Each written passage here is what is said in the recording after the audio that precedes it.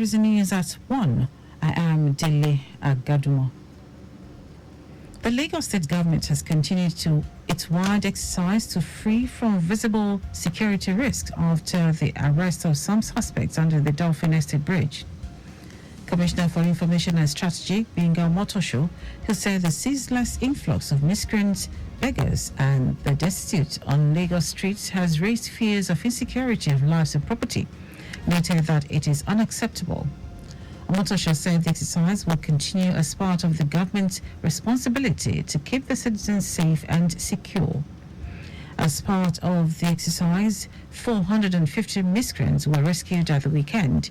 371 pleaded for assistance to relocate to their various states due to the hardship they are facing in Lagos, and 79 have been absorbed into some government facilities for rehabilitation after showing signs of being unwell. The Lagos State government has reiterated that it won't back down until a holistic solution is found to the issue of flooding caused by man-made problems across the state. Commissioner for the Environment and Water Resources, Tokunbo Wahab, stated this in an interview after an inspection tour to System 1 drainage channel midstream, Odoyelaru, Arowojobe Estate and Mende Villa Estate, Maryland section. The tour is aimed at taking a second look at the alignments and putting a human face to ongoing enforcement along the System 1 corridor.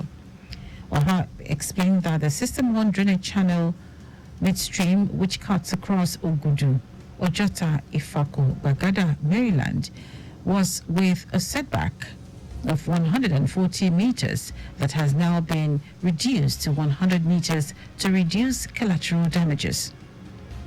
According to the commissioner, flooding, noise pollution and the unlawful blockage of drainage channels represent critical challenges that have negative impact on the lives of our citizens that must be tackled in order to have an aesthetic environment. He added that the original dimension was 140 meters for the drainages, but the state government is willing to put a human face to the enforcement process by moving 60 meters to Ogudu Maryland section and 40 meters to Ogudu Odoyelaru section, which makes it 100 meters. Federal government has assured Nigerians that the current high cost of medicines in the country will become a thing of the past. Coordinating Minister of Health and Social Welfare, Ali Pati, gave the assurance during a webinar lecture that various policy measures already put in place by the President Bola Tinubu administration would soon begin to reflect positively in the costs of essential medical commodities. Director General, National Agency for Food and Drug Administration and Control, NAFDAC, Mojisola Adeyeye, identified rejuvenation of the local pharmaceutical industry as a panacea for high cost of medicines in the country. According to her, the devaluation of the naira accounted largely for high costs of production locally, as the high exchange rate made procurement of raw materials and equipment imported for production extremely high. Adeyeye added that NAFDAC's efforts are all about local content, which is also the thrust of President Tinubu's administration, as this will lead to increase in the nation's GDP, reduce unemployment, among other benefits. Osun State government has obeyed court order that restrained Governor Ademola Adeleke from presenting staff of office to the new array of Ire, Oba Murtala Oyelaki. The State Commissioner for Information and Public Enlightenment, Kolapo Alimi, clarified that Oba Oyelaki had been appointed and installed. Alimi urged the monarch and the people of Ire to remain calm and law-abiding in spite of the court's decision. The indigenous people of Biafra, IPOB, has given the Enugu Electricity Distribution Company, EEDC, an ultimatum to improve its electricity supply in the southeast or face the consequences. IPOB Media and Publicity Secretary Ima Powerful accused EEDC of defrauding her consumers with exorbitant electricity bills without supplying the power. Ima also alleged that the power company had dismantled some community transformers for repairs and maintenance, but failed to return them for years, leaving the communities in darkness.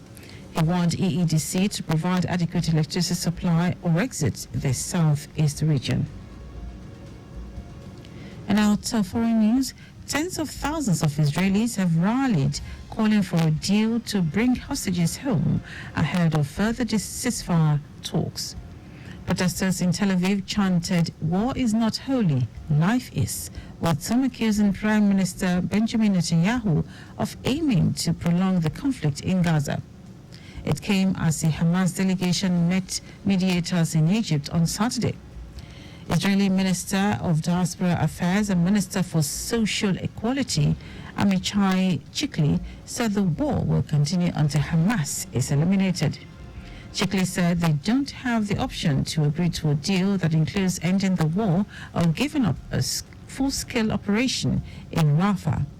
Also, an advisor to the Hamas leader, Ismail Haniyeh, said the group is looking at the latest proposal with full seriousness, adding that any deal would have to explicitly include an Israeli withdrawal from Gaza and complete end to the war.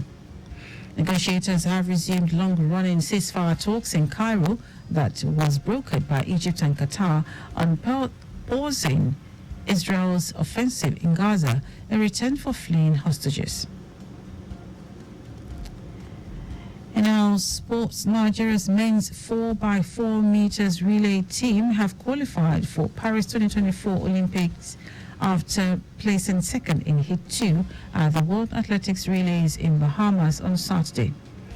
While competing in Heat 2, the quartet of Chidi Okeze, Dubem Nwachukwu, Dubem Amini and Sikiru Adeyemi finished second in a time of 3 hours, 1 minute and 70 seconds.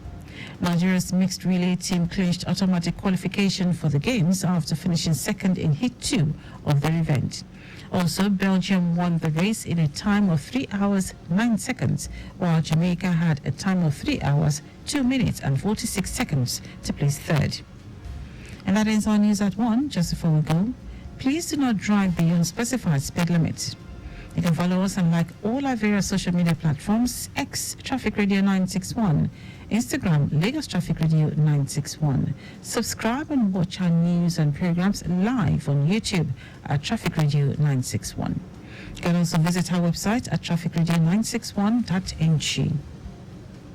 Did you know that the Sanwo-Olu administration trained 78 persons and placed 12 under the Talent Development Program, TDP, a student loan program aimed at training young persons in tech skills and placing them in employment? You can get more details on the Lagos State Government website. For contact with the newsroom, send a message to info@trafficradio961.ng. That ends the news broadcast compiled by Sadiq Yusuf. I am Dele Agadumo. Good afternoon.